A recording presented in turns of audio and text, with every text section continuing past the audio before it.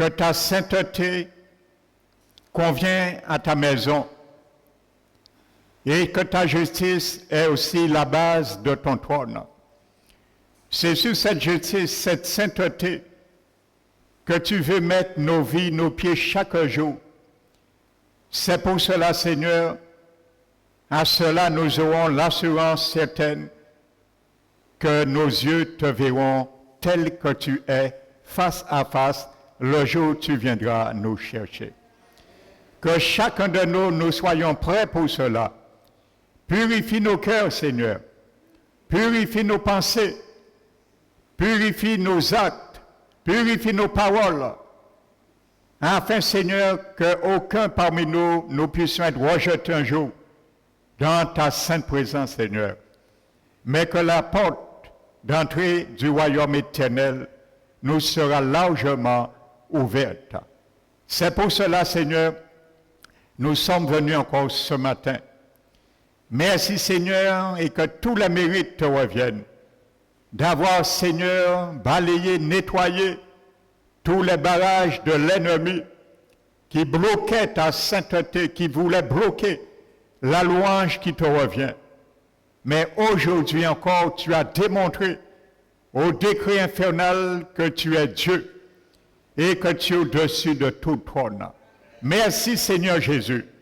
Merci pour ce nom, ce grand nom que nous prenons encore aujourd'hui pour porter contre ton conseil. Je m'unis, Seigneur, avec ton onction. Je m'approprie de cette onction. Je m'accorde à ton onction qui tombe sur ma personne ce matin, afin que la main de ton esprit, sur qui je m'appuie, puisse vraiment, Seigneur, mettre ta parole dans ma bouche et que chacun de nous soyons convaincus par le même esprit. Merci, Père. Je remets, Seigneur, ce lieu, chacun de nous, du plus petit au plus grand, sous l'assistance de ton Esprit Saint et de tes anges, Seigneur. Que ton feu entoure ce lieu, afin de détruire toute œuvre des ténèbres contre cette œuvre, contre tout esprit qui pourrait s'opposer contre ta vérité. Merci, Père. Je t'élève, je te glorifie. Nous te magnifions, Père, au nom de Jésus-Christ. Amen. Sur cela, asseyez-vous, frères et sœurs. Amen. Je vous salue fraternellement, chacun de vous, et également ceux qui nous visitent. Alléluia.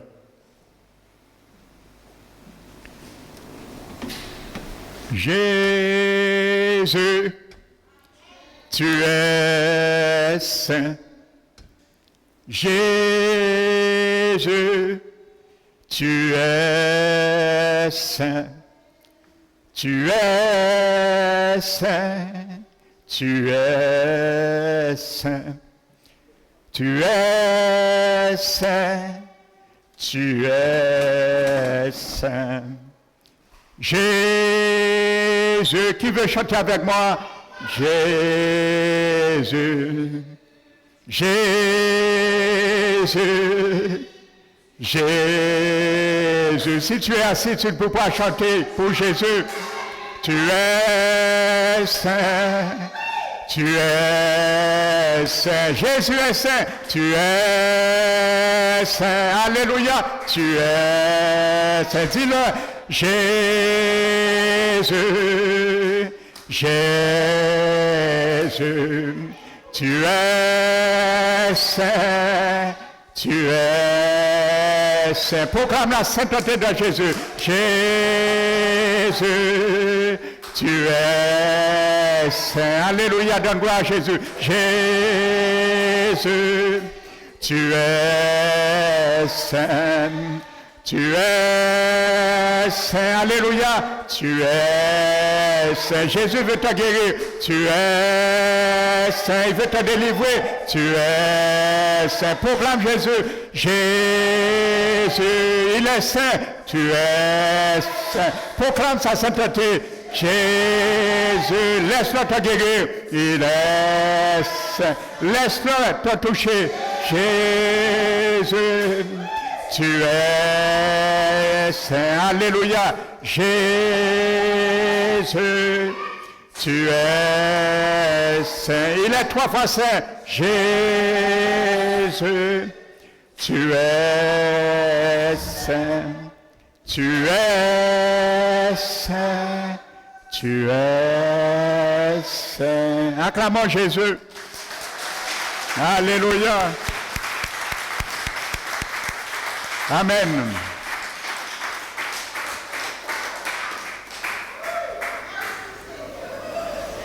Quand vous avez vu,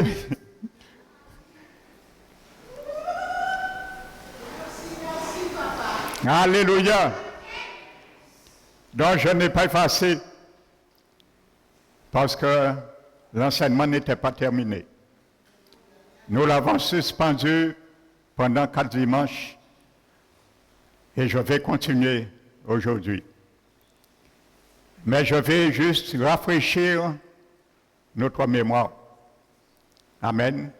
Pour continuer. Donc nous avions vu un premier lieu ou un premier enfer, Abyssos, il y a uniquement des anges qui vont là. Amen. Nous avons vu que Satan ira là au début du millénium et il sortira à la fin du 1000 ans. Il restera 1000 ans dans ce lieu. Nous avons vu Tartarosas ou Tartar, un deuxième lieu ou un deuxième enfer. Et également, ce sont des anges, des démons qui vont là. Amen. Nous avons vu les anges qui sont là, ce sont ceux qui ont eu des rapports sexuels sur la terre avec des filles dans Genèse 6. Amen. Et le troisième lieu, Hadès, qui porte le nom de l'ange qui a les clés, ou du moins qui avait les clés de l'Hadès, ce lieu qui porte son nom, et cet ange même qui s'occupe de l'entrée s'appelle Hadès. Et là, ce sont des hommes, des femmes et des enfants qui vont là. Ce n'est pas des anges qui vont là dans une prison. Donc ce sont des gens, des humains qui ont foulé ce terrain, cette terre, et qui sont morts. Donc ils sont là, et la Bible appelle cela des prisons préventives ou des prisons momentanées. Mais tous ces gens sortiront un jour. Que ce soit les esprits impurs, les démons, les anges et les humains, ils sortiront un jour, car leur jugement n'est pas encore prononcé. Donc ce sont des prisons. Amen. N'oubliez pas, l'Apocalypse nous dit, après les 1000 ans, lorsque Satan sera relâché pour peu de temps, la Bible nous dit, il sortira de sa prison. Et nous avons vu, je vous ai donné littéralement le nom de l'abîme, il s'appelle Abyssos. Donc c'est une prison, vous voyez. Alléluia. Et je vous ai donné aussi, dans l'épître de Pierre, le chapitre 3, verset 21, que quand Jésus est mort, son esprit et son âme est descendu en Hadès, et la Bible dit, il a fait une proclamation aux gens, leur esprit des gens qui étaient morts depuis Noé. Et la Bible dit que ces gens-là, leur esprit et leur âme qui est confiné en Hadès, Jésus, en descendant là, il est allé et il a fait une proclamation à ces gens-là. Et la Bible appelle aussi que ces esprits, ils sont encore dans une prison. Il est marqué dans la Bible, une prison. Amen. Et il n'y a que les captifs qui sont déjà libérés.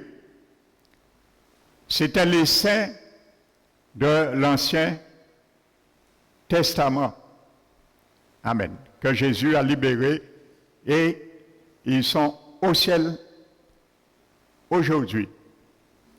Amen. Donc nous allons continuer sur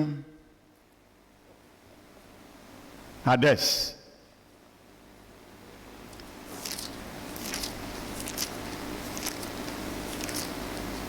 Dans Matthieu, c'est une introduction pour continuer.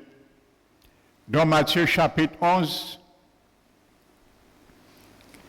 et le verset 23, Jésus qui parle là.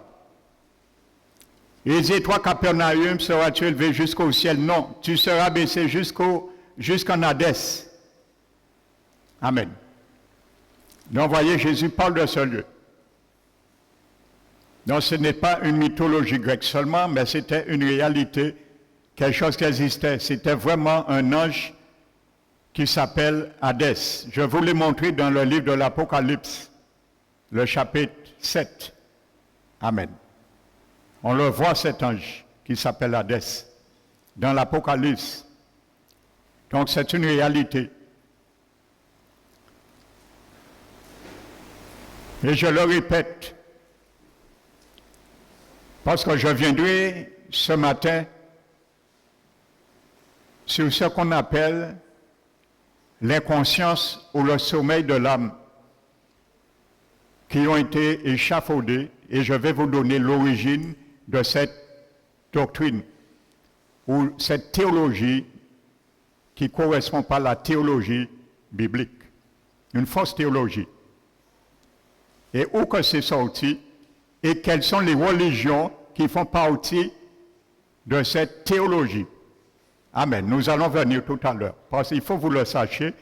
Lorsque vous allez discuter demain avec un adepte de ces religions, je vais nommer leur nom, vous puissiez les convaincre et récuser cette doctrine qui n'est pas biblique. Donc je le répète, que Hadès, c'est un ange de Hadès, ou du troisième enfer. Parce que le titre, n'oubliez pas, il n'a pas changé. Qui peut me dire le nom de ce message, le titre? Amen. Les 4 parties des profondeurs de la terre. Il y a un enfer, il y a 2 enfers, 3 enfers et 4 enfers. Là, nous allons venir en dernier parce que là, c'est la prison définitive. Nous allons voir Abyssos, Tartaros et Hadès seront vidés et seront tous 3 jetés là. Et là, c'est l'éternité. Et les portes seront clos pour l'éternité. Personne ne pourra sortir. Souffrance et vie éternelle. Donc nous tous, nous vivons éternellement un jour. Quand tu sois sauvé ou pas, tu vivras éternellement. Mais choisis de vivre éternellement pour Jésus, mais pas pour là. Donc je le répète, Hadès, c'est lui qui réceptionne dans ce lieu, dans ce séjour, tout esprit et âme, je dis bien esprit et âme, de tout défunt qui meurt sur cette terre. Il les réceptionne et il les assigne dans ce lieu. Amen. Donc c'est pour ça que Jésus dit, tu seras précipité en Hadès, parce que tu n'as pas cru au miracle. Tu as rejeté la parole de Dieu. Et il y a beaucoup qui rejettent la parole de Dieu et ils pensent qu'ils seront au ciel. Non, Jésus a dit, tu seras précipité en Hadès.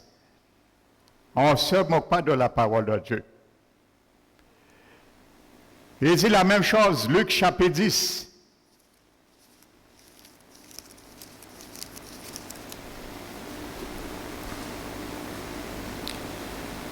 Et moi, Capernaum, tu as été élevé jusqu'au ciel, tu seras baissé jusqu'au séjour des morts. Hadès.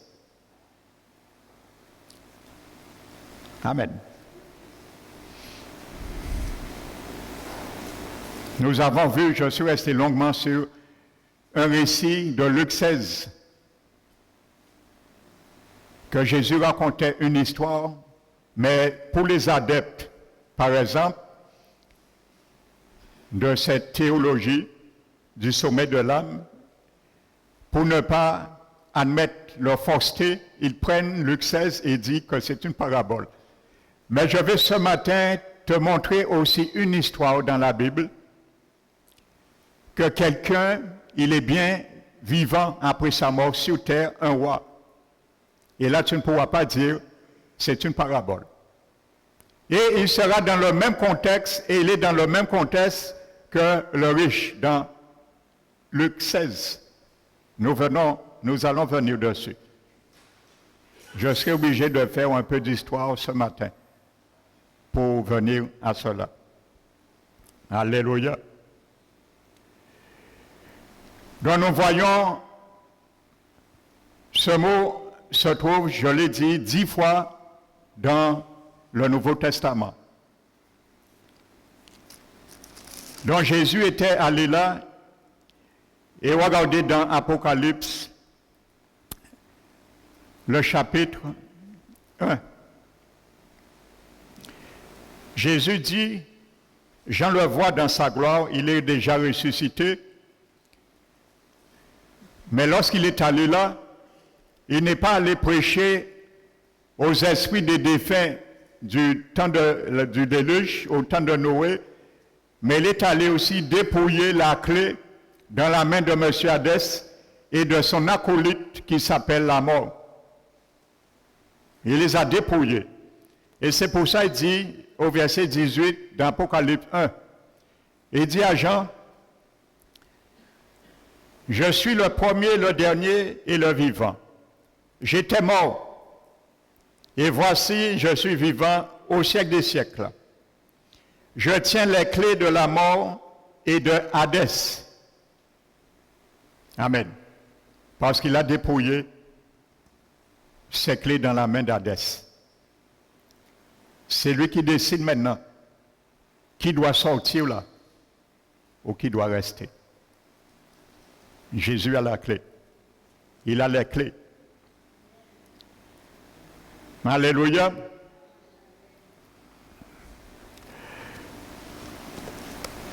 Donc, voici pour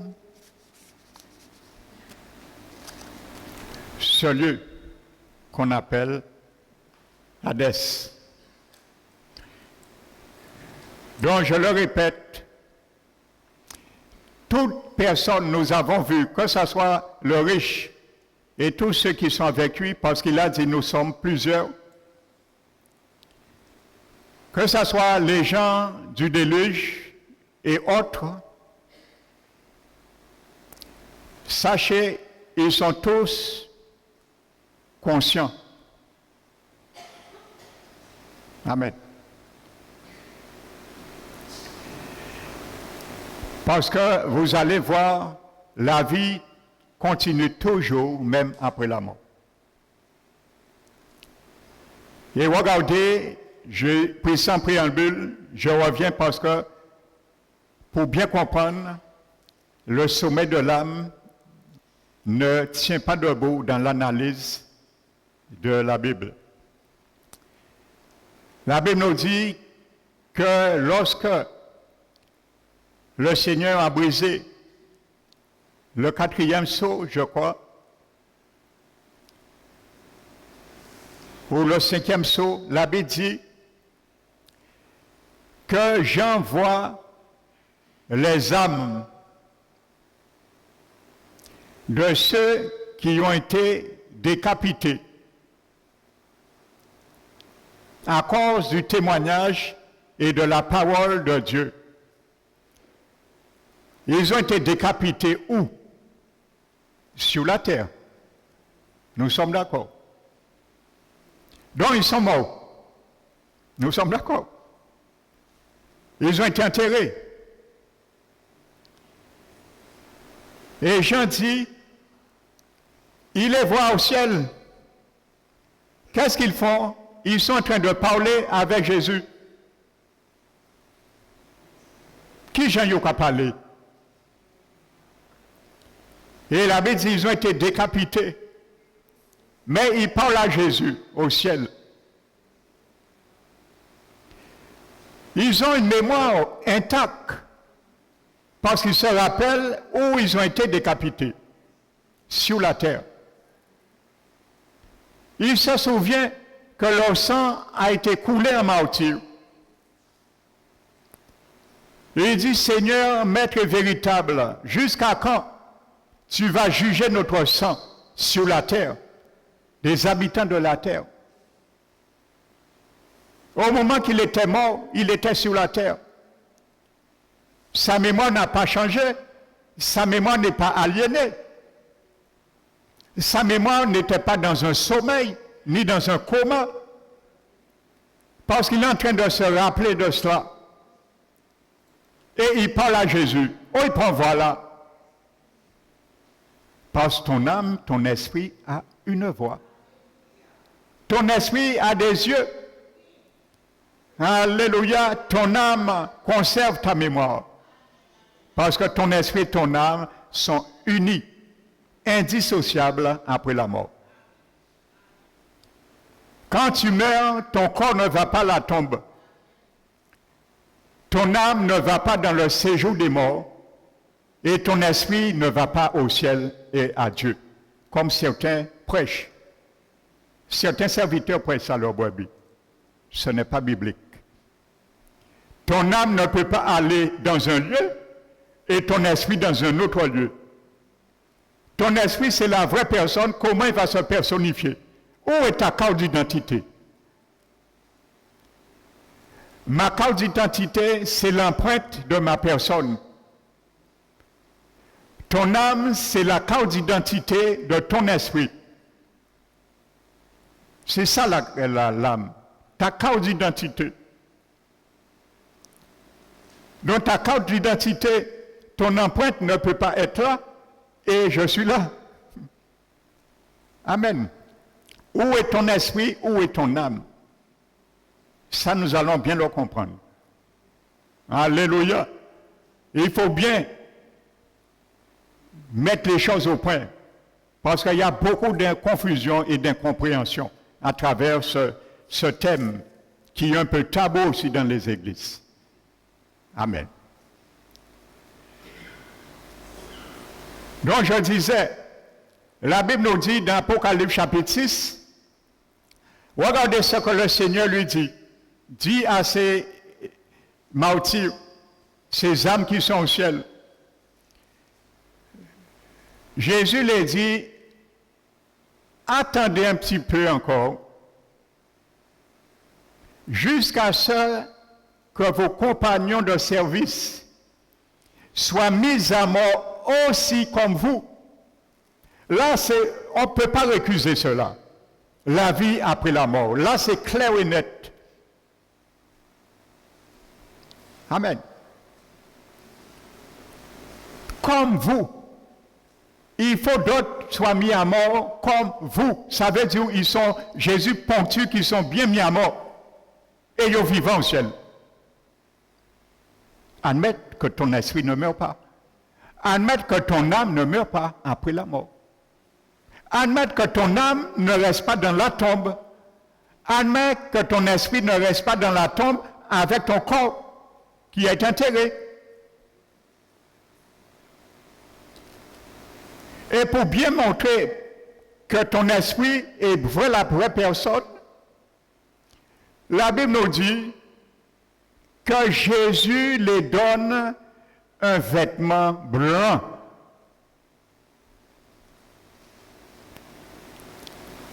Si Jésus te donne revêt d'un vêtement de lin blanc, c'est parce que tu as une forme pour le porter.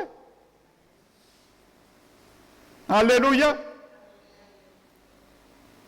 Si j'ai ma veste, c'est parce que j'ai deux épaules, j'ai deux bras et j'ai un tronc pour la porter. Donc si Jésus les revêt d'une noix blanche, ils ont encore. Mais on n'est pas encore là, ça. La Bible nous dit le corps physique a été décapité et enterré sur la terre. Et là, ils ne sont pas encore ressuscités. Nous ne sommes pas encore dans la résurrection. Et je vais vous le démontrer bibliquement. Ce n'est pas une résurrection. Parce que la Bible parle des âmes. Et le mot grec qui est traduit par âme, c'est, on a ponctué sur les âmes pour bien montrer que c'est quelqu'un qui est dénudé de son corps physique. Donc voici une réalité, frères et sœurs. Donc, que tu sois au ciel, que tu sois en Hadès, ton esprit ne meurt pas. Alléluia. Que tu sois au ciel, que tu sois en Hadès, ton âme ne meurt pas.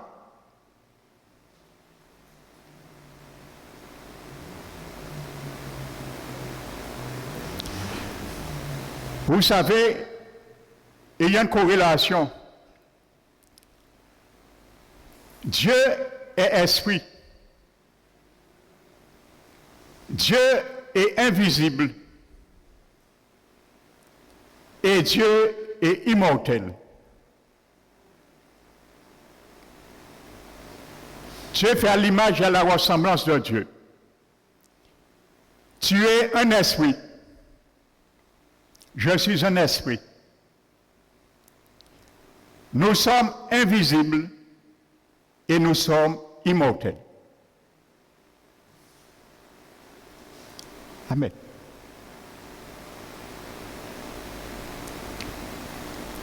Parce que quand Dieu a fait l'homme, il préparait simplement un appartement.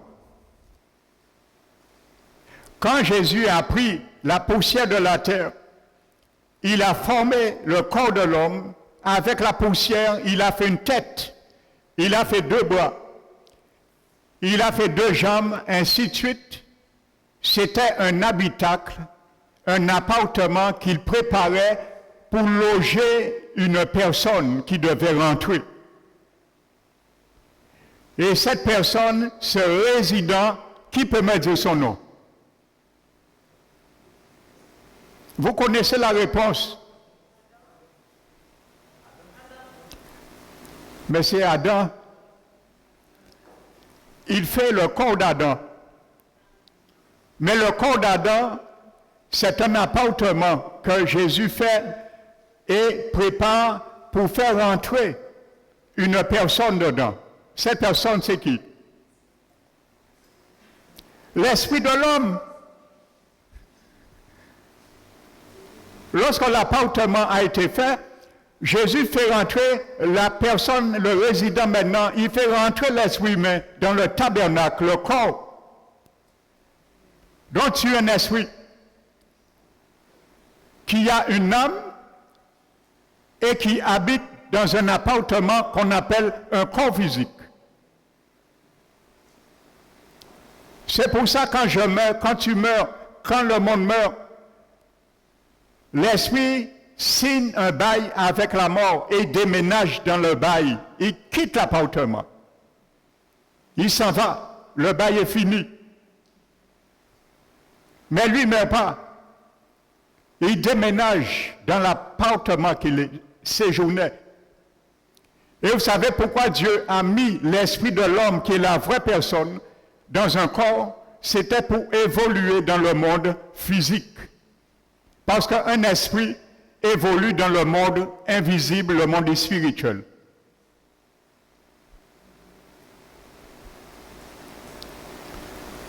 C'est pour ça, les satanistes, il faut le dire, ils connaissent plus de choses que les chrétiens, au niveau spirituel, dans le monde spirituel. Parce qu'eux, ils évoluent avec leur esprit.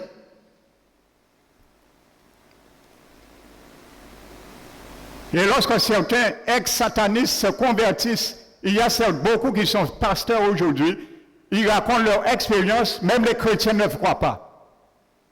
Ils ont dit c'est faux témoignage. Parce que ça dépasse nous. Mais ils sont plus réels, même si nous ne croyons pas.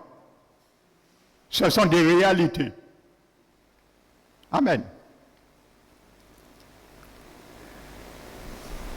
Donc maintenant, pour vous convaincre Maintenant, prenons Apocalypse chapitre 20.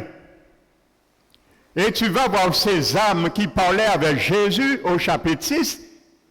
Maintenant, le moment est venu pour qu'ils puissent reprendre l'appartement qu'ils ont laissé sur la terre au jour qu'on les a martyrisés. Il y a un jour, mon frère, ma soeur, tu reprendras l'appartement.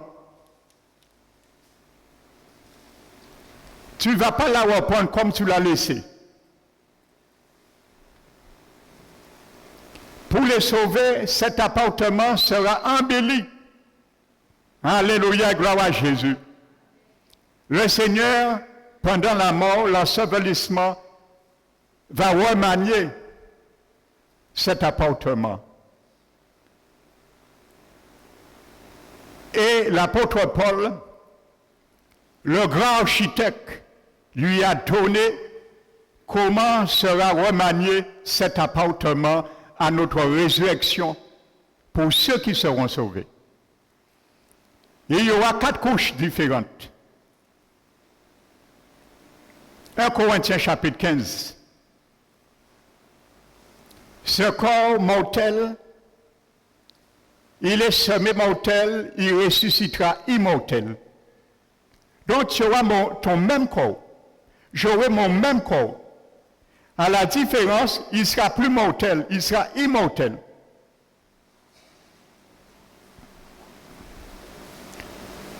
Il est semé infirme. Il ressuscitera plein de force. Il est semé faiblesse, il ressuscitera glorieux. Il est semé corruptible, il ressuscitera incorruptible. 4 couches différentes. Mais ce sera ton même corps. Ce ne sera pas l'incarnation. L'incarnation n'existe pas dans la Bible. Alors les doctrines des Indos foulons ça à nos pieds. La réincarnation. Dieu parle de résurrection, mais pas d'incarnation. Pas de réincarnation. Ça, c'est pour les vivants. De ce fait, nous ne mourrons jamais, parce que nous serons encore immortels. Nous ne serons jamais malades, nous ne serons jamais fatigués, parce que nous aurons un corps incorruptible. Mais ce sera ton même corps, en chair et os. Parce que Jésus l'a dit. Il est ressuscité en chair et os. On l'a vu, on l'a touché. Il a dit un esprit n'a ni chair ni os, comme je le suis, mais un esprit a un corps et une forme. Alléluia. Mais pour ceux qui vont ressusciter et qui seront là, ils auront aussi leur même corps qui sortiront dans la tombe. Mais le Seigneur va donner une couche aussi différente. Ce sera un corps infernal. Le Seigneur va transformer leur chair de façon qu'ils vont brûler. Ils vont brûler pendant l'éternité. Ils vont sentir la douleur des flammes, mais ce corps de chair ne périra jamais. Ça, c'est les damnés, les mécréants, ceux qui ont rejeté l'Évangile.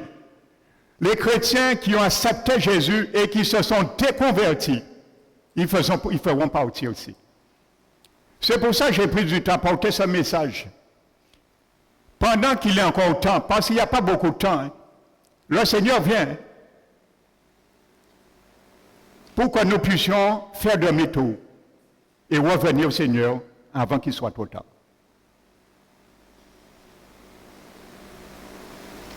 Parce que si, mon frère, ma soeur, je ne le souhaite pas, je le dis, tu perdais ton salut, je suis obligé de te prêcher ce que dit la Bible. Il ne faut pas cacher les pauvres. Parce que demain, on peut dire Jésus, pasteur Emmanuel, pas dit moi vérité là, ça pas te savent ça. Alors, on peut dire pour ça, là. Si vous faites salut, les seigneurs qui ont encore, même corps, mais c'est qu'un corps infernal. De façon chère à nous, qui subit les flammes pendant l'éternité, mais peut jamais mort et détruit. Et vous sentez douleur là. Alors qu'il soit pas ainsi pour toi et ni pour moi. Et c'est ma prière, moi qui vous enseigne. Je traite durement mon corps, mon salut pour ne pas le perdre. Parce que moi connaître la réalité là ça. Et en plus de ça, je vous explique, dans la Bible, j'ai déjà lu trop de témoignages qui sont authentiques. Je ne parle pas de fausses témoignages. Mais je vais me garder de ne pas parler de témoignages. Je parlais que de la Bible. Parce que ce sont des réalités. Amen. Donc maintenant, Apocalypse chapitre 20. Vous allez voir ces âmes qui parlaient avec Jésus. Maintenant, leur corps, l'appartement, Jésus a restauré. Ils vont sortir au ciel. Leur âme et leur esprit, et ils vont rentrer dans ce corps. Et ils vont ressusciter. On les voit au chapitre 20 d'Apocalypse. Verset 4. Et je vis des trônes, et à ceux qui s'y assirent fut donné le pouvoir de juger, toi et moi, si tu es qualifié. Si tu t'es qualifié. Nous sommes à l'école, n'oubliez pas ça. Tu peux échouer à l'examen, je peux échouer à l'examen. Nous sommes à l'école pour cette entrée. Et où tu étudies bien tes classes, c'est l'église. Il y a ceux qui fuient l'église. Je parle en général, je ne parle pas d'église parole qui restaure. Il y a ceux qui disent que Jésus dit, moi, pas un pour l'église. Il y a des chrétiens qui disent ça. Ils m'ont déjà dit ça. Jésus dit, pas un pour l'église. Qui Jésus dit ça? Jésus de Nazareth? En bas, on trompe de Jésus. Peut-être pas Jésus, mais pas Jésus-Christ de Nazareth. Ils disent, pas un pour l'église? Mais Jésus trompé alors. Jésus dit, je bâtirai mon église. Et quand vous payez pour l'église, ne prenons pas le nom de Jésus en vain pour corrompre son nom. Pourquoi? Parce que ces gens-là, ils ont été blessés, ils ont été dégoûtés, ils ont été trahis, soit par des détournements, on a vidé leurs poches, par des faux prophètes, ainsi de suite. Pas bien souvent, nous aimons courir de ces gens-là. Nous pas connaître, nous pas connaître vieillot, depuis qu'ils vont nous tendre une auction qui vient de là, nous pas courir. Et nous pas besoin, ils ont nos paroles, qu'on garde des affaires. Il faut le dire. Oui, prophète, tu peux me dire que sera mon avenir? Prophète, tu peux me dire comment sera mon mari, ma femme? Je veux me marier, ainsi de suite. Parce qu'ils oublient le plus grand prophète, ils sont eux-mêmes leur plus grand prophète. Parce que tu as le plus grand prophète qui t'habite, il s'appelle le Saint-Esprit. Il peut t'annoncer ton avenir. Mais n'oubliez pas, nous avons fait économique de la prière. Alors pour ne pas faire économie, pour faire économie de la prière, nous puissions mieux mettre genoux en nous à terre jeûner, demander révélation éternelle, nous sommes dans la facilité. Alors la facilité, diable a attrapé nous. Et quand nous force espoir, force prophétie, et là nous prie, nous quand en vouloir à Dieu, est-ce que c'est Jésus qui doit voir ces gens ça? Alors pas vouloir à Jésus et venir dans l'église. Parce que Dieu c'est l'église, il a pour édifier. Alléluia, et ne dit pas le Seigneur m'a dit pas un pour l'église. Il était échoué alors. Pourquoi il bâtit l'église? Pour y vide alors. Donc je ferme la parenthèse. Je vous dis, moi, je suis souple avec l'Esprit Saint. Ce qui me dit de dire, ce que je n'ai pas préparé, je le dis. Vous avez vu les 3 derniers dimanches, je n'avais pas prévu ça. L'Esprit Saint m'a dit de mettre le message à côté, de prier. À pas résister, nous prier. Je suis à l'écoute du Saint-Esprit. C'est lui qui dirige ma vie. Alléluia. Amen. C'est lui qui me dit de te dire ce que tu n'aimes pas et tu ne veux pas entendre. C'est lui qui me l'a dit de te le dire. Alors ne te prends pas moi. Si tu as quelque chose à dire, prends-toi le Saint-Esprit.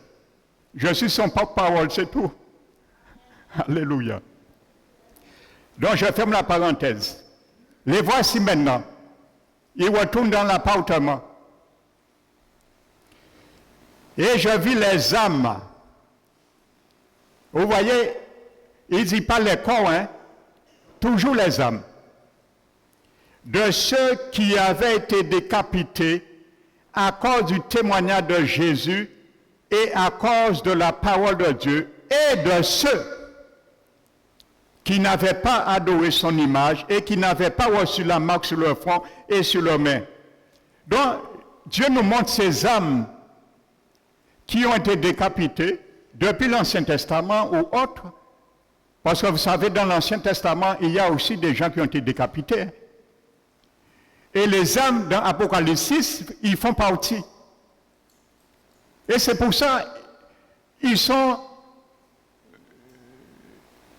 impatients. Imaginez-vous le prophète Ésaïe. Vous savez, selon l'histoire, comment le prophète Ésaïe a été mis à mort. Le prophète Ésaïe, il fuyait parce qu'on voulait attraper sa vie. Et pendant qu'il fuyait, pour sauver sa vie, il est rentré dans un tronc d'arbre. Un arbre qui était pourri, mais c'est un arbre qui était géant. À l'intérieur était pourri, il est rentré et il s'est caché là, à l'intérieur d'un tronc d'arbre. Il s'est caché. Mais on l'a tenu. Et lorsque ses poursuivants l'ont tenu, à l'époque, il y avait les scies. Il y avait deux bouts, deux manches, et deux personnes tenaient la manche, et on sciait. Ils ont pris une scie, et ils ont scié le prophète en deux, en même temps que le tronc de l'arbre. Il a été décapité. Amen. Donc non seulement c'est toutes les gens qui ont été décapités, l'apôtre Étienne, que nous voyons dans Acte 7, et je crois le verset 57 à 59. Les voici, là la résurrection. Et la Bible nous dit aussi, comme Jésus avait dit au chapitre 6, il y a des compagnons qui seront aussi décapités par l'Antichrist parce qu'il va permettre à ces gens-là de prendre la marque de la bête. Là, c'est qui est vraiment la marque de la bête, à part un vaccin. Là, ce sera vraiment la marque de la bête. Alléluia. 6, 6, 6. Et les gens qui ne voudront pas, ils seront décapités. Eh bien, ces gens-là, toutes les martyrs unis, la Bible dit, ils reviennent à la vie. Amen. Jean les vois, regardez bien, frères et sœurs. Ils reviennent à la vie. Et ils régnaient avec Christ pendant 1000 ans. C'est le dernier rang de la première résurrection. Ça, c'est notre sujet. Donc, ils viennent à la résurrection au dernier rang de la première résurrection. Il y a 7 rangs, ou disons 8. La Bible dit, ils reviennent à la vie. Là encore, il y a un problème. Apocalypse 6, ils étaient morts, ils étaient en train de parler avec Jésus. Ils sont bien vivants. Comment Apocalypse vient dire, maintenant ils reviennent à la vie? Donc tu vois bien, il parle bien de la résurrection de leur corps. Ils reviennent à la résurrection. Et ils régnaient maintenant. Là, c'est la résurrection de leur corps. Ils ont repris l'appartement. Donc ton appartement, ton corps, quand tu laisses un jour, tu vas le reprendre. Ça ne sera pas un autre. Hein. Dieu ne va pas se tromper de corps. Hein. Le Seigneur ne va pas se tromper de tombeau. Il va te donner le même corps, la même tombe va s'éclater. Alléluia.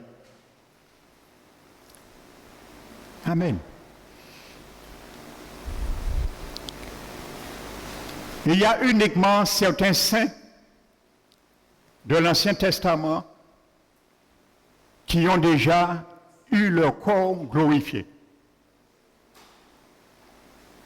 Et semblerait-il, selon le premier historien chrétien du 1er siècle qui a vécu au temps de Jésus, Fabius Joseph, selon lui, il a dit que ces ressuscités qui font partie des prémices et dont nous faisons la moisson, ils étaient 120, selon ses écrits.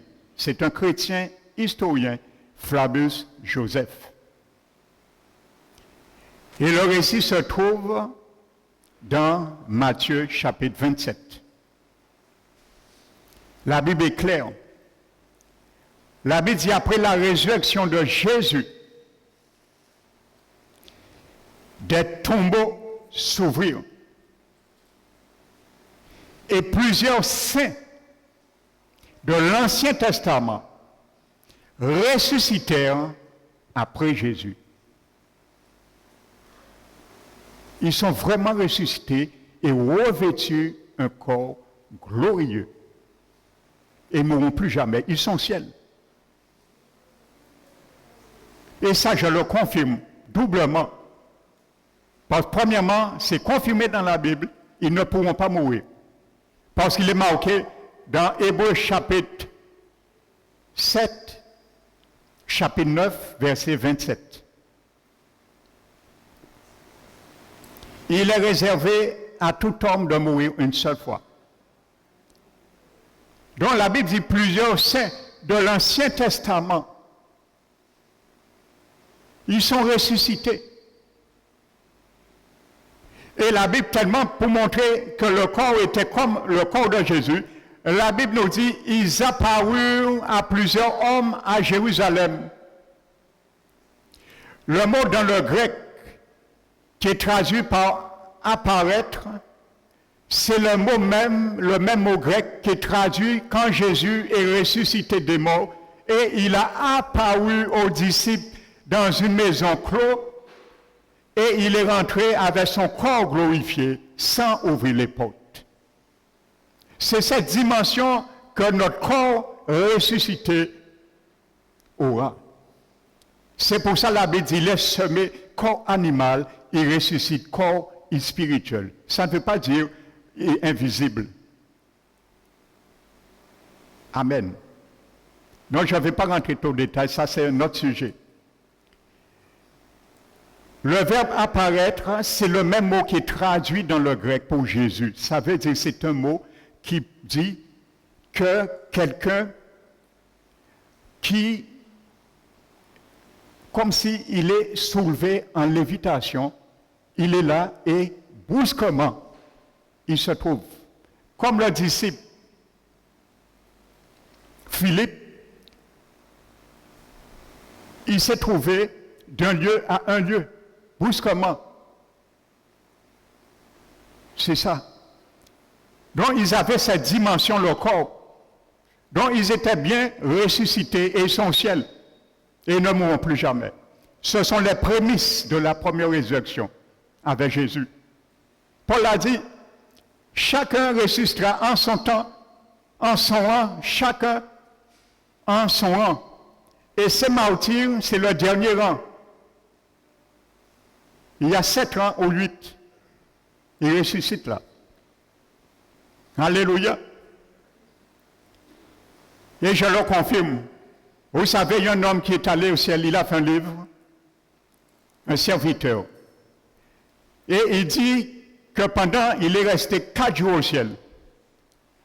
Et il dit, vous savez qui lui a enseigné? Il y a un ange de la part de Jésus au ciel, il a dit à ce serviteur que c'est le prophète Élie que l'abbé parle.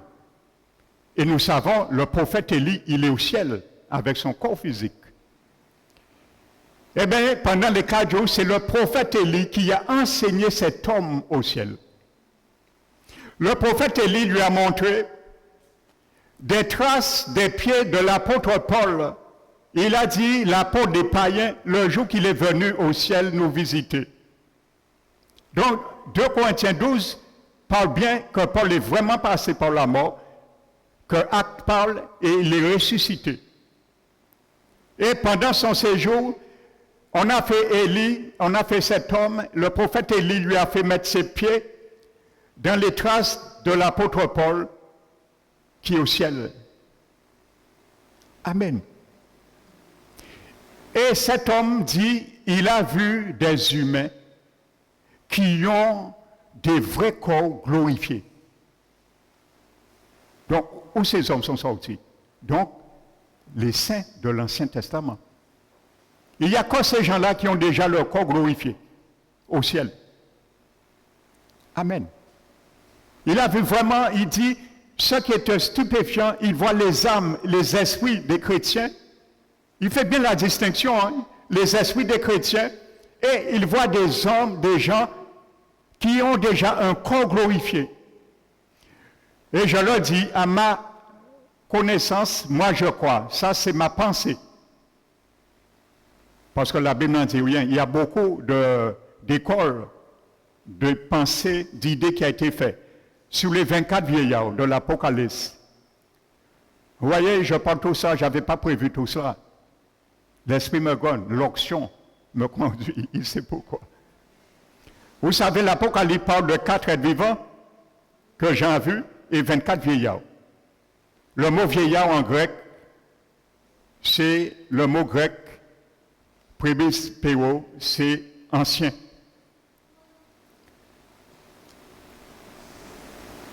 Les 24 vieillards, ils ont des couronnes d'or et ils adorent, ils louent le Seigneur. À mon avis, ces 24 vieillards, on les appelle les anciens.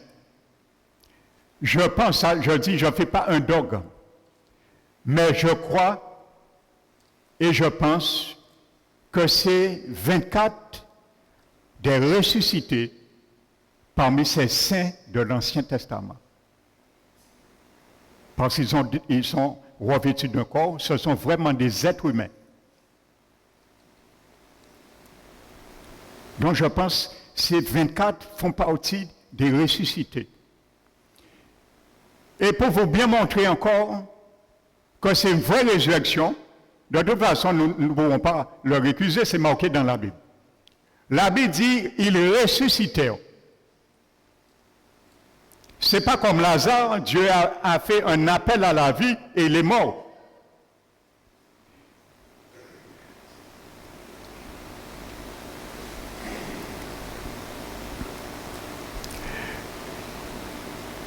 Je disais, regardez bien une typologie dans l'Ancien Testament. La Bible appelle Jésus les prémices de ceux qui sont morts. Ceux qui sont ressuscités, vous allez voir, ils font partie des prémices. Dans l'Ancien Testament, le Seigneur avait donné une fête aux Juifs. C'était une des 7 fêtes. On appelle ça la fête des prémices, qui était tout de suite après la Pâque. Et regardez dans Lévitique, le chapitre 23. Dieu dit, lorsque vous allez rentrer dans le pays, que je vous donnerai un héritage et que vous ferez la moisson. Moisson. Nous sommes la moisson de la résurrection, première résurrection.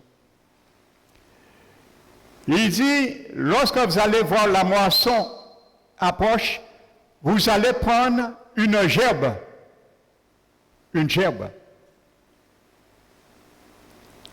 Jésus a dit dans Jean, je crois le chapitre 12, si je ne me trompe pas. Pour ça, je n'avais pas prévu de cela. L'Esprit me dit de parler de cela. Je me laisse conduire.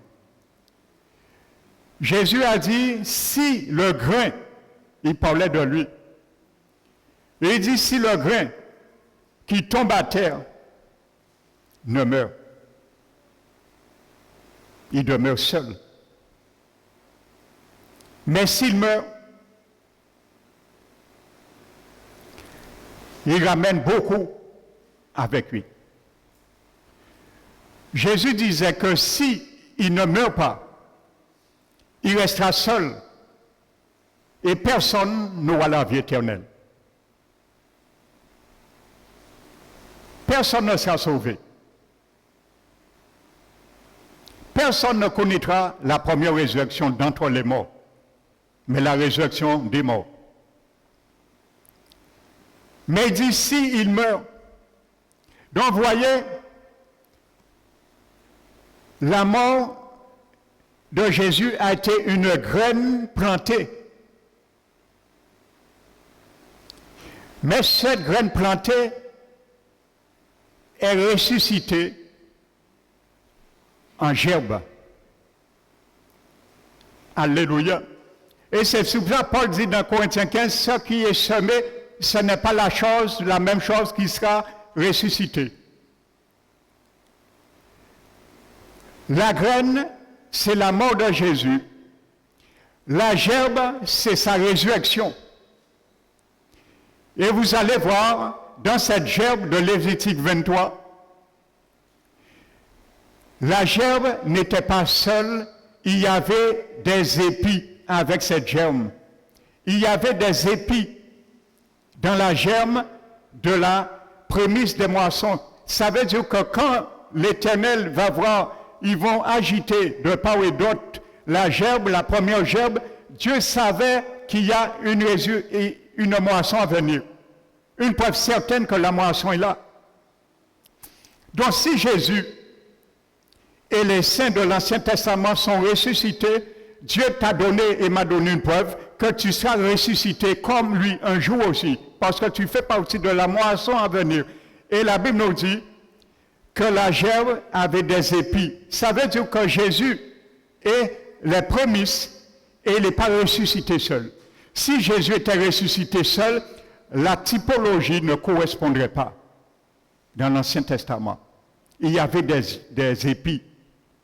Et ces épis, ce sont les saints de l'Ancien Testament qui sont ressuscités avec la gerbe qui est Jésus. Alléluia! Donc, ils sont bien ressuscités, corporellement, et ils sont au ciel. Alléluia! Ils sont les premiers ressuscités, parmi tous les hommes depuis Adam.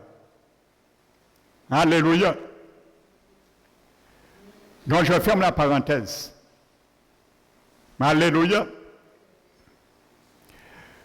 Donc, je disais, maintenant, je parlais de Luc 16.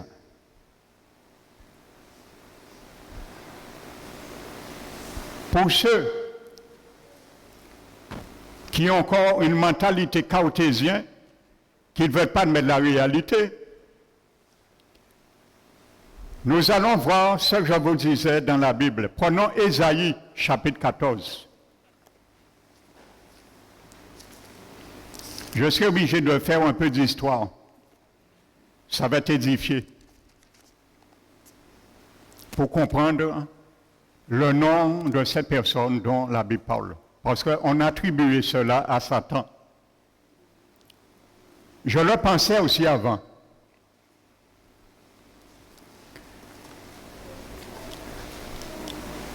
Afin de nous mettre à l'aise, je vais retirer cette fausse idée et nous allons le détailler avec 2 versets. Pour bien comprendre, il ne s'agit pas de Lucifer. Dans Ésaïe 14, contrairement à Ézéchiel 28. Ézéchiel 28 s'adresse à Satan. Mais là, il s'agit d'un homme, un roi, qui a existé et qui est mort. Nous allons voir son nom tout à l'heure. Donc ça ne peut pas s'agir du diable pour 2 raisons. La Bible nous dit au verset 9, Hadès, le séjour des morts, s'émeute. Ça veut dire qu'il y a du mouvement, vous voyez? Il y a activité. Et pourtant, les gens qui sont là, ils sont morts physiquement. Vous voyez bien, il y a de l'activité là. Amen. Hadès s'émeut. jusque dans ses profondeurs. Là, jusque dans ses profondeurs. Amen. Donc on parle de Hadès au verset 9 et au verset 15. Mais tu as été précipité dans l'Hadès, dans les profondeurs de la force. Ce n'est pas là que Satan ira. Donc ça ne s'agit pas au diable. Il ira là, oui. Et il ira là, en finalité. Donc la Bible parle, cet homme, ce roi, ce monarque, il a été précipité en Hadès. Et il est là aujourd'hui. Donc là, je peux dire, mais quelles sont paraboles? Parce qu'elle peut y exister dans la Bible. Et il y en a Hadès. Il est en enfer là. Le troisième enfer, Hadès, il est là. Donc ce n'est pas Satan. Parce que Satan est bien vivant. Donc ça ne peut pas être lui. Il n'est pas là. Amen. Donc nous allons voir, quand dit la Bible, parce que je le dis, il y a des tests difficiles à comprendre. Et pour bien comprendre, il faut chercher à clarifier la lumière sur ce qui est plus difficile et compliqué. Et c'est ce que j'aime faire. J'aime beaucoup chercher. Amen. Et je le dis, lorsque je ne contrôle pas, je ne maîtrise pas une doctrine, je ne l'apprends jamais. Alléluia. Mais quand je reçois la révélation de cette doctrine, l'Esprit me dit, vas-y, j'y vais. Alléluia. Donc la Bible parle, vous allez lire pour gagner du temps, à partir du verset 9. Donc au verset 3 jusqu'à 18, les versets 3 à 21. Là, je fais un peu d'histoire avec vous parce qu'il faut connaître un peu d'histoire pour venir à ce monarque qui s'adresse à lui, à Ésaïe 14. Donc les versets 3 à 21 rapportent un chant moqueur qui sera entonné par ceux qui sont libérés de la crainte de ce roi de Babylone. Amen. Donc c'est un chant moqueur. Vous savez, c'est comme un roi tyrannique, un roi méchant, un roi dominateur, un roi qui fait couler le sang, qui exécute, qui fait des lois pour exécuter innocemment certains gens. Imaginez-vous un tel roi dans une nation, meurt un jour. Eh bien, la nation se réjouit. Il dit, ah, enfin, eh bien, c'est un peu cela. C'est un chant moqueur de la nation qui est libérée de la tyrannie de ce roi de Babylone. Amen. Et c'est pour ça Dieu utilise le prophète Ésaïe pour proclamer ses contraintes contre lui. Donc, ce message essentiel de ce chant est la stupéfaction devant la perte de son trône par ce grand roi, tout comme cela arrivait aux monarques des autres villes. Donc, après avoir vécu dans la crainte de cet homme, on se réjouira de sa chute. Donc, c'est ça que je vous explique, le contexte de ce chant moqueur. Ils sont libérés. Donc maintenant, qui est ce roi de Babylone? Donc vous savez, pour beaucoup de commentateurs, selon eux, je le croyais, je le dis, je le pensais avant aussi. Ils pensaient, beaucoup de commentateurs, il s'agit de Satan. Mais je vous dis, il ne peut pas s'agir de Satan, parce que Satan ne peut pas aller en Hadès, c'est même qu'à contrôler l'enfer. C'est qu'à tourmenter mon qui là, il ne peut pas être là. Il ne peut pas ciser si on branche qu'elle est même, et qu'à scier branche là, c'est lui-même cisé. Donc, il ne s'agit pas de lui. Et Ézéchiel 28, nous allons voir, il s'agit de lui. Amen. Donc, parmi ces commentateurs, je vous cite certains, il y avait Tertullien, qui a existé entre l'an 60 et l'an 220. Après Jésus-Christ, bien sûr. Il y avait Grégoire le Grand, qui a existé en l'an 540 et l'an 604 après Jésus-Christ. Ils étaient les premiers à proposer cette interprétation. Et à présent, ça a été largement accepté. Donc les versets 12 à 14 semblent appuyer cette optique. Mais bien peu d'éléments dans la Bible de ce chapitre le confirment. Donc, le verset 12 et 14 semblent confirmer cette optique. Mais allez voir, ce n'est pas la réalité. Parce que lorsque nous allons voir, faire le parallélisme avec Ézéchiel 28, vous allez voir, Dieu parle également d'un roi, et ensuite il termine sur Lucifer. Il parle de deux personnes. Il parle de celui qui anime le prince sur terre. Et il les met dans une complainte, dans le même orgueil et la même ignominie qu'ils finissent dans leur pouvoir. Mais ça, c'est Ézéchiel 28. Mais restons sur Ésaïe 14 pour vous montrer ceux qui ne sont pas convaincus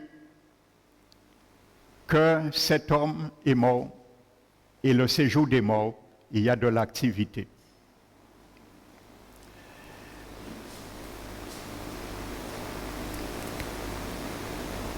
Donc, il faut considérer que ce tyran orgueilleux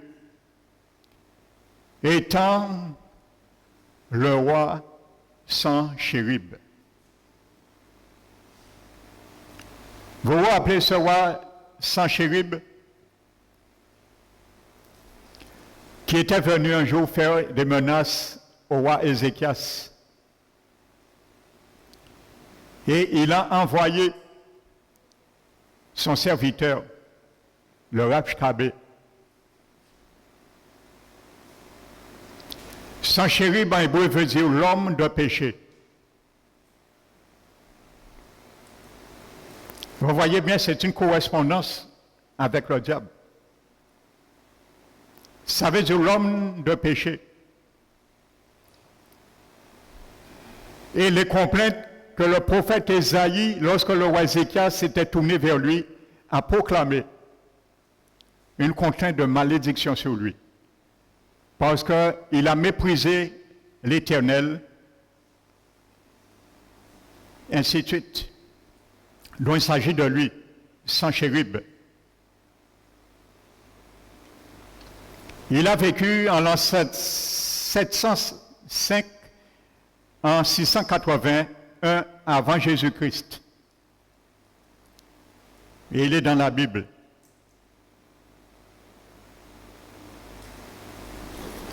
Donc, regardez la correspondance, ça je vous disais, notez, et dans Ésaïe 37, versets 21 à 29, lorsqu'il est venu pour insulter l'Éternel, le roi. Et il disait, vous savez, il avait conquéri plusieurs villes, et il avait toujours gagné. Rien, il était invincible. Et la prochaine étape la ville qui était sur son agenda était Juda, Jérusalem. Et c'est là il insulte Ézéchias. Il dit, écoute, quel est le Dieu, le nom des dieux de toutes ces nations que nous avons vaincues? Leur Dieu n'a rien pu faire. C'est votre Dieu l'Éternel qui va m'empêcher de vous vaincre. Et c'est là Ézéchias s'est mis devant Dieu et il a été voir le prophète Ésaïe. Et le prophète Ésaïe, vous allez lire les complaintes dans Ésaïe 37, versets 21 à 29. Donc, notez. Maintenant, on va dire Sanchérib. Il n'était-il pas le roi de la Syrie, effectivement, plutôt que le roi de Babylone? En fait, il était le roi de Babylone et de la Syrie. Il faut que vous le sachiez, et je vais vous faire un peu d'histoire. Sanchérib était roi d'Assyrie et roi de Babylone. C'est pour ça, dans Isaïe 14, le complexe est fait et il est appelé, interpellé, roi de Babylone.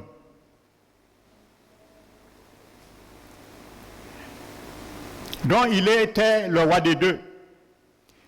Car depuis la fin du Xe siècle, avant Jésus-Christ, Babylone était un vassal de l'Assyrie. Donc ça veut dire une ville indépendante, dépendant plutôt. Donc Babylone, à la fin du Xe siècle, était un vassal de l'Assyrie. Donc une ville qui dépendait de l'Assyrie. Amen. Si tu veux plus de preuves, cherche-le dans l'histoire. Amen. Alléluia. Et parfois, le roi vassal de Babylone se révoltait contre la Syrie. C'est ce qui se passait dans l'histoire. Mais en 728 avant Jésus-Christ, il y a eu un homme qui s'appelle Tiglath-Pileser III. C'était un chef belliqueux de la Syrie. De 745 à 727 avant Jésus-Christ. Il fut couronné roi de Babylone. Et Ninive était à ce temps-là la capitale politique de la Syrie, mais Babylone devint le centre de sa vie culturelle. À cause de cette assimilation, le culte du dieu babylonien, il s'appelle Marduk, gagna en popularité en Assyrie. Et Sargon II, 722-705 avant Jésus, et Sanchérib, 705-681 avant Jésus-Christ, ces deux monarques qui existaient à l'époque, ces deux monarques assyriens ultérieurs s'appelaient eux aussi rois de Babylone. Ça, tu peux chercher dans l'histoire. Ce que je t'explique là, ce n'est pas dans la Bible. C'est dans l'histoire. J'ai été fouillé, moi. Aime un enfant du Seigneur qui aime fouiller aussi. Pour ton édification personnelle. Amen. Donc, après la mort de Sargon II, en 705 avant Jésus-Christ, il y a un vent de rébellion qui souffla dans l'empire assyrien et les Élamites firent régner quelqu'un qui s'appelle Musérib Marduk sur Babylone en l'an 692 et 689 avant Jésus-Christ. Donc ce dernier contracta une alliance avec plusieurs nations, dont les Mèdes. Maintenant, afin de réprimer la rébellion, c'est pour venir pour voir comment ce Chameaucœur, cette ville, se réjouit de la mort de cet homme. Afin de réprimer la rébellion en Babylone, Sanchérib attaqua la ville en 689 avant Jésus-Christ, la ville de Babylone, et la détruisit. Cependant, quelques années plus tard, la ville fut reconstruite par Esarhaddon, son fils, et le successeur de Sanchérib, son fils, a rebâti ce qu'il a détruit, Babylone. 8 ans après avoir été détruit Babylone, Sanchérib fut assassiné. Et nous le retrouvons dans 2 Rois, chapitre 19. 2 Rois, chapitre 19.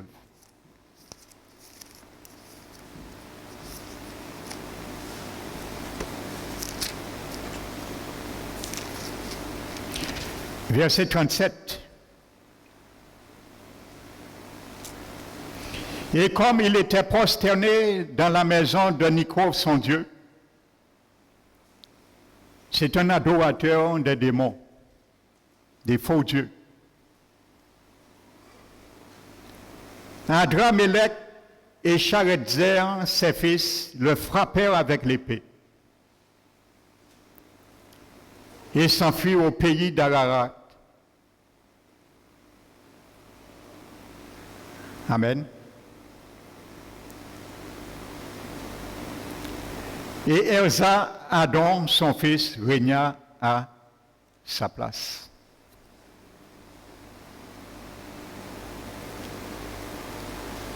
Maintenant, à la grande joie et pour la consolation des nations environnantes, en particulier de Juda, Sanchérib était le roi qui, 12 ans plus tôt, avait échoué dans sa tentative de s'emparer de Jérusalem. Nous l'avons vu dans Ézéchiel, Ésaïe 37. Notez aussi 2 Rois, chapitre 18, verset 13, et 2 Rois, chapitre 19, verset 36. Maintenant, revenons à Ésaïe, chapitre 14. J'ai voulu venir pour mettre en relief ce personnage. Il s'appelle Sanchérib. Maintenant, verset 14. Au verset 4 à 8. La Bible dit celui, verset 4, dont la fureur, voit aussi verset 6.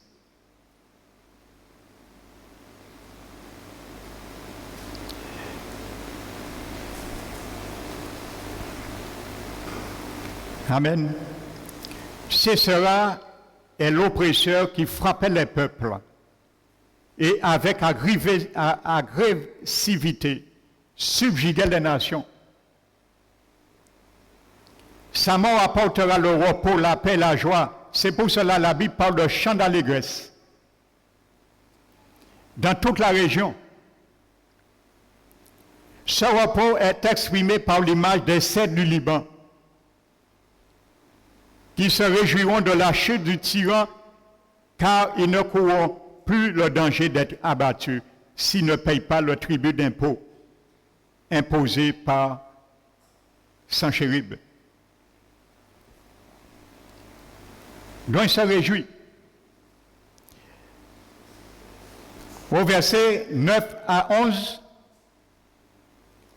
la mort du tyran, le séjour des morts, est dépeint comme une grande salle du trône où tous les grands de la terre et tous les rois se trouvent après leur mort. Amen. C'est pour ça qu'il est marqué au verset 9. Le séjour des morts s'émeute. Hadès s'émeut jusque dans ses profondeurs pour t'accueillir. Son fils l'a assassiné sur la terre. Maintenant, son esprit et son âme descendent en Hadès. Et ses prédécesseurs qui ont existé, qui sont déjà en Hadès, sont stupéfaits, qui viennent aussi. Et c'est une image hyperbolique, paronamique, comme si ces rois-là, ses prédécesseurs, étaient assis en Hadès, dans le séjour des morts, en enfer, sous des trônes. Ils se lèvent pour accueillir ce monarque qui s'appelle Sanchérib et descend là. Tu ne me diras pas c'est une parabole. Là, c'est une histoire. Alléluia. Et la Bible emploie un terme dans l'Ancien Testament pour mort en hébreu, c'est le mot rapaïm. Et ce mot rapaïm, qui est traduit pour mort, les morts s'éveillent devant toi, et traduit ailleurs par ombre. Vous voyez, ombre. Comme les disciples, quand Jésus est rentré un jour dans la salle, Jean 20, je crois, je vous disais, il est rentré, ils étaient enfermés, des peurs attrapés, ils célèbrent à la Pâque. Jésus est rentré, ils ont cru que c'est un esprit. Parce qu'à l'époque, les Juifs appelaient les esprits des ombres. Vous voyez, ils avaient une forme. Et Jésus dit maintenant, non, je ne suis pas un esprit. Donc tu ne seras pas ressuscité en esprit. Jésus n'est pas ressuscité en esprit. Il est un homme. Jean l'a vu, un homme. Il vit au siècle des siècles en tant qu'homme, en chair et os. C'est lui qui l'a dit. Autrement, il aurait menti. Il a dit, un esprit n'a ni chair ni os comme moi je le suis. Jésus est Dieu homme pour l'éternité. Il t'aimait tellement, il m'aimait tellement, il a dit, papa, je suis ressuscité, avant j'étais la parole, j'étais esprit, la parole, mais je me sens tellement bien dans ce corps humain, je reste. Et il a gardé. Et tellement il nous a aimés, le prophète Zacharie dit, il a gardé les stigmates pour l'éternité aussi. Il pouvait les retirer. C'est pour convaincre un jour les Juifs, lorsqu'il viendra juger la terre. Zacharie dit que Dieu, en ce jour-là, lorsqu'il visitera Jérusalem, les Juifs qui l'ont rejeté, sa première venue, ont rejeté Jésus comme messianique, comme Messie. La Bible dit, lorsqu'ils verront ces signes, ils vont tomber sur leur visage. Et la Bible dit, Jésus va les donner un esprit de supplication et d'action de grâce tombe sur eux et ils vont reconnaître, c'est eux qui ont crucifié Jésus. Et ils vont dire, ils vont pleurer comme des fils pleurent sur leur père et dire, qui t'a fait ça? Et la Bible dit, en ce jour, tout Israël sera sauvé. Jésus a gardé les stigmates. Pour l'éternité, quand tu vas vivre éternellement avec Jésus, quand je vais vivre éternellement avec Jésus, Jésus va nous montrer de temps à autre sa main percée. Lorsque nous allons voir ça, nous serons comme lui. Nous n'aurons pas lui poser pourquoi, mais nous saurons que nous allons nous rappeler, c'est nous qui l'avons percé à cause de son amour pour nous.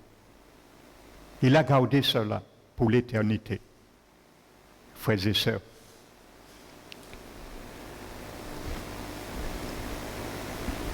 Donc je disais, ce mot hébreu, repaim, qui est traduit par mort et ailleurs par ombre. Et dans l'Ancien Testament, ce mot repaim, pour mort, parle tantôt des gens qui sont morts, mais qui sont dans le cercueil, dans la tombe. Et tantôt, ce mot hébraïque parle de mort, mais des gens qui sont morts, mais ils se trouvent dans le Hadès. Amen. Ça veut dire que bien ils sont morts, leur corps physique est dans la tombe, mais leur esprit et leur âme est dans l'Hadès. Donc c'est pour cela ce mot est employé là, pour Sanchérib. Donc Sanchérib, ce tyran, est présenté comme étant décédé et comme ayant rencontré d'autres rois déjà dans la tombe et aussi dans Hadès.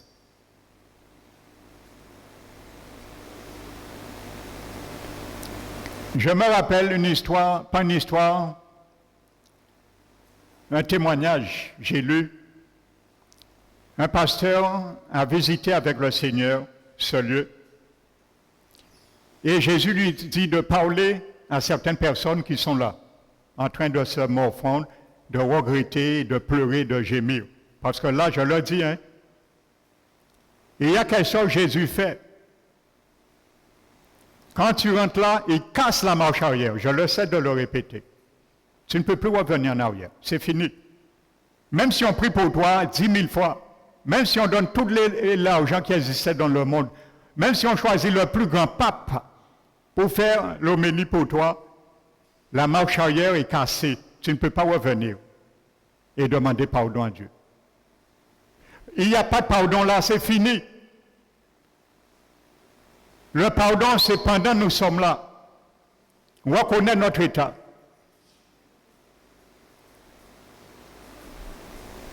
Amen. Donc je disais, il a rencontré deux jeunes hommes. Et ces jeunes hommes sont en train de se chamailler en enfer. L'un a dit, c'est qui fait ça là, l'autre a dit, c'est vous. Et le Seigneur leur dit de leur poser la question, pourquoi ils sont là. Et vous savez ce qu'il dit? Il dit que nous étions quelques minutes avant de nous trouver là. Quelques minutes avant leur mort sur la terre. Ils étaient dans un bar, les deux amis. Ils étaient dans un bar. Ils ont bu, ils se sont saoulés. Et tête chauffée. Vous savez, on dit l'homme prend 2 verres, mais le 3e verre prend l'homme. C'est ça arrivé, ça arrivé mon lot aussi, l'anti-alcoolique. Alors qu'on connaît ça bien. L'homme prend 2 verres et le 3e verre prend l'homme. Et le 3e verre la prend, ou pas contrôler encore, ou chaud, ou quoi pas l'effort, ou quoi faire n'importe quoi. Donc, ils se sont battus. Et pendant dans le bar, il y a un qui a pris un couteau et il a piqué son ami. Il était sous. Et l'ami, avant de se fondrer à terre, il a cassé la bouteille et il a piqué aussi son ami. Ils sont tous deux morts. Quelques minutes, ils étaient sous terre. Quelques minutes, leur esprit et leur âme se trouvent là. Et ils sont en train de se chamailler, ils n'ont pas jamais savio mort. Ils n'ont qu'à comprendre qu'ils n'ont pas savio là. Ils n'ont qu'à continuer de dire, c'est eux qui fait ça, c'est eux qui fait ça. Mais ils sont là. La réalité, la vie persiste après ta mort. Donc je continue sur Sanchérib.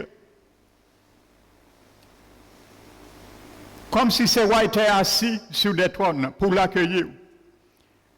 Il se déclare stupéfait de le voir sans force, car mort comme eux. Il a vécu dans la magnificence avec de la musique, la lutte, mais il connaît désormais la corruption. L'arrogance et le sort de ce tyran, versets 12 à 15. Par sa puissance militaire, ce grand roi a été le vainqueur des nations. Je vous donne quelques nations, il a vaincu, Sanchérib. Donc c'est pour cela, le verset 12-15 le dit.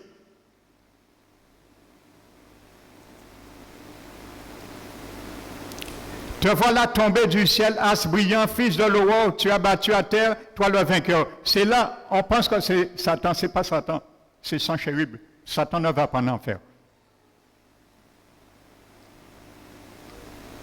Et encore une fois, l'abbé nous dit, pendant les 7 années de tribulation, Satan se trouve au 2e ciel et visite le ciel. Nous l'avons vu dans Job 1. L'abbé dit que la 3e année et demie des 7 années, Satan et ses démons seront précipités, définitivement sur la terre. Apocalypse le dit. Donc s'il y en a fait, il peut être précipité. Non, il ne s'agit pas. Il sera précipité définitivement au 2e ciel. Il a été chassé. du ciel de son rang dans la louange lorsqu'il s'est rébellé. Et 28, Ézéchiel 28 le dit, il s'agit de lui là. Il a été chassé, mais pas précipité. Donc il ne faut pas confondre. Beaucoup disent Satan a été précipité. Non, Satan a été chassé de son poste, mais il n'est pas encore précipité. Il sera précipité, la Bible dit dans l'Apocalypse, pendant les 7 années de tribulation, il sera précipité parce que l'ange de l'Éternel va le chasser définitivement. Il ne pourra plus monter au deuxième ciel. Il sera assigné pendant les 7 ans sur la terre.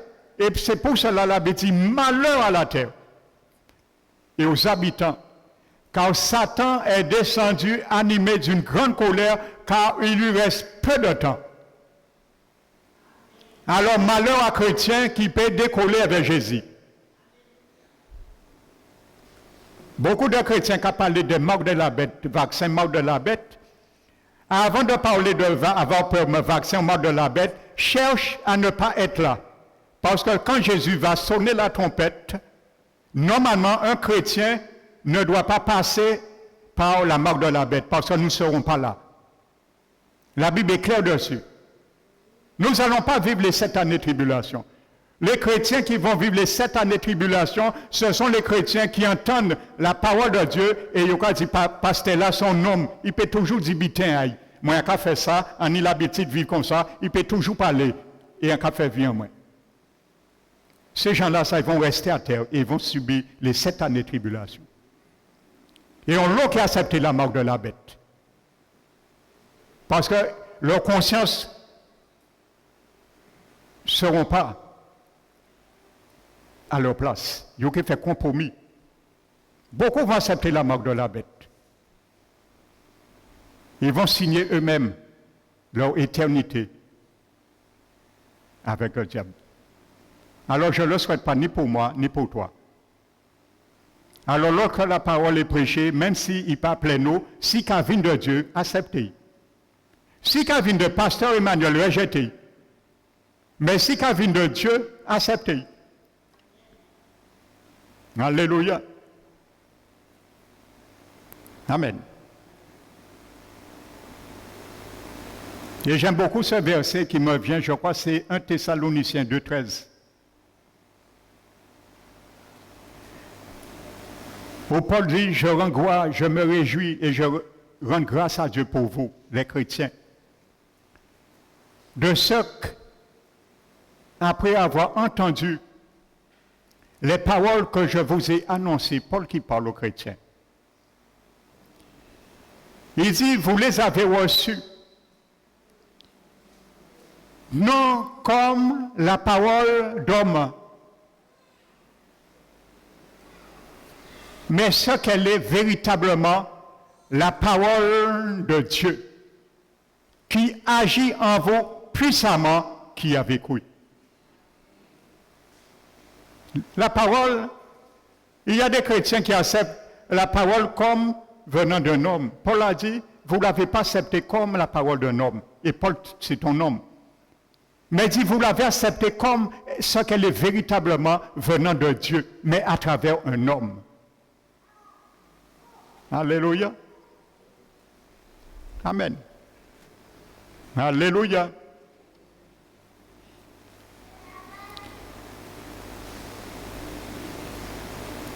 Donc pour finir avec Sanchérib,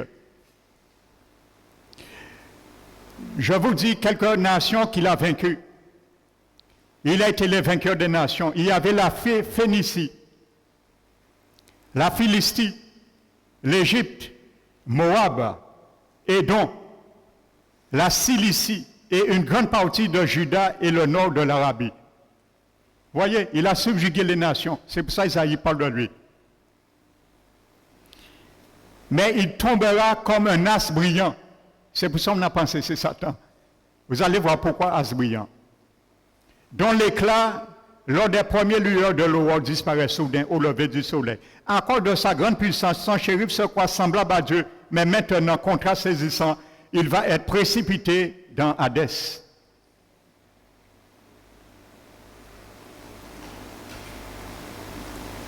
Vous savez, celui qui se défiait à Dieu dans Ézéchiel 28. Nous n'allons pas prendre. Il parle de cette personne et ensuite de Lucifer.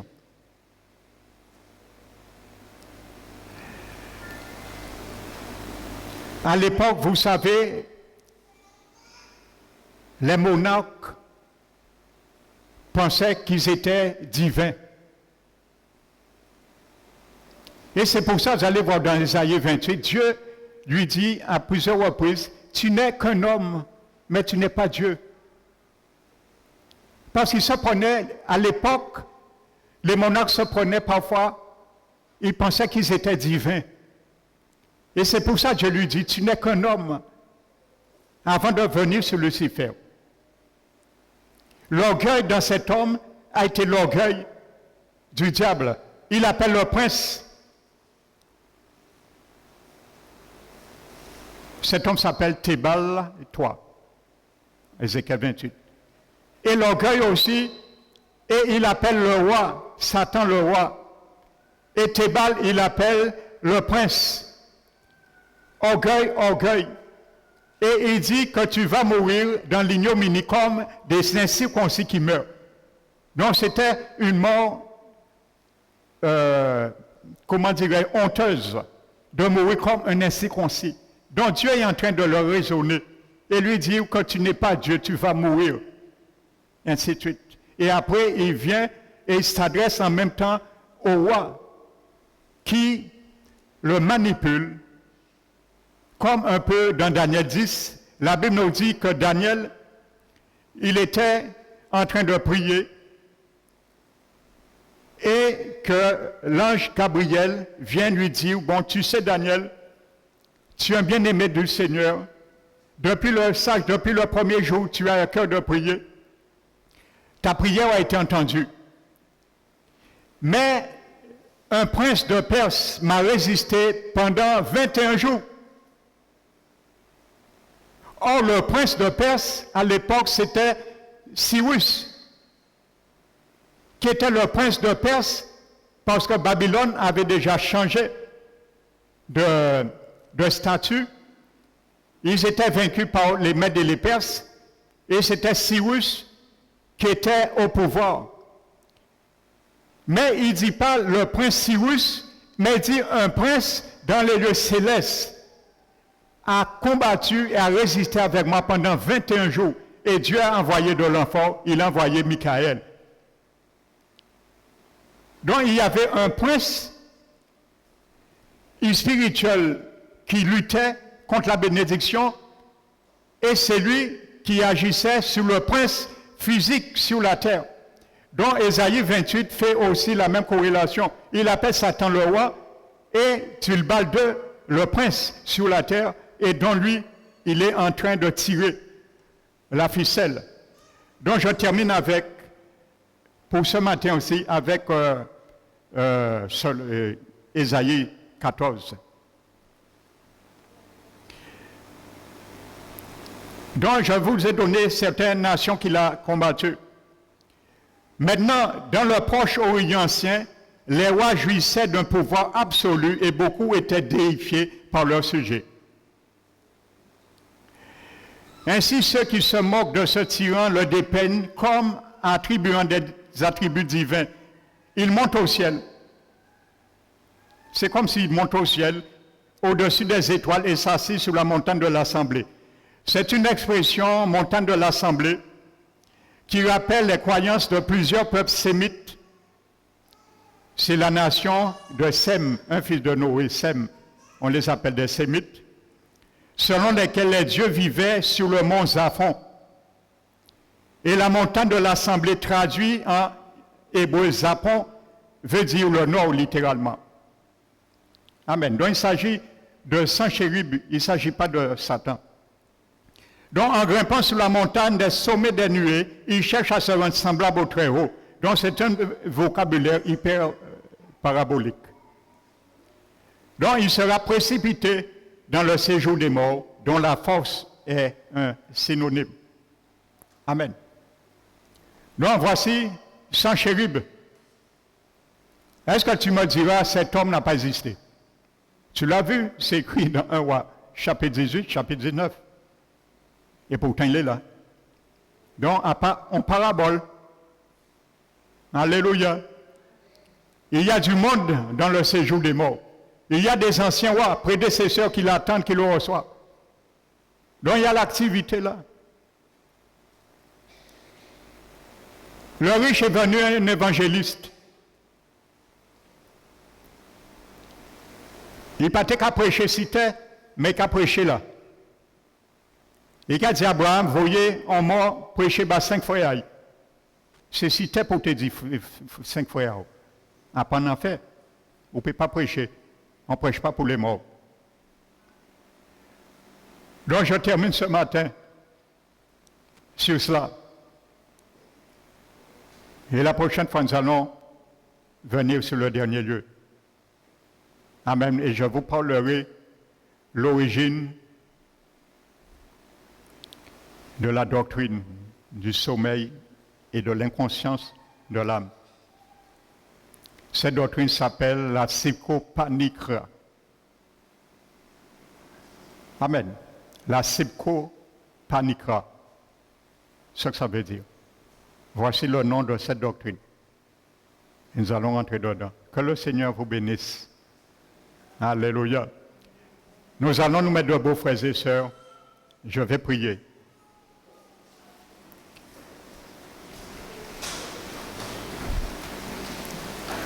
Mets-toi debout, ferme tes yeux.